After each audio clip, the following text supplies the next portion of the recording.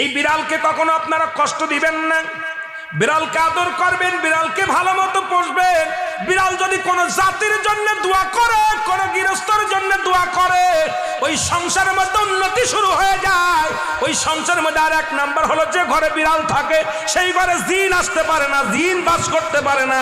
আর একটা ঘোষণা শুনেন, নবীজি বলে গেছেন, যে ঘরের মধ্যে বিড়াল ছানা বাস করে ওই ঘরের মধ্যে জিন জাতি প্রবেশ করতে পারে না। তাহলে ছোট ছোট মাসুম বাচ্চাগুলো যে ঘরের মধ্যে থাকে, মুসলমান অনেক সময় জিনের আশ্রয় পড়ে যায়, অনেক সময় জিনে আসর করে, ওই ঘরের মধ্যে জিনে আসর করে। যে ঘরের মধ্যে বিড়ালকে আদর করে বিড়াল থাকে, ওই ঘরের মধ্যে বিলাই বিড়াল বিড়াল বিলাই বিলাই, এইটা যার ঘরের মধ্যে আছে এই ঘরের মধ্যে দুষ্ট জিনেরা আসতে পারে না। জোরে জোরে চিল্লায়া বলা যাবে না মারহাবা। একবার নবী সুলাইমান আলাইহিস সালাম শুনতে পাইলেন পাশের বাড়িতে একটা কুকুরকে কষ্ট দিয়ে বিষ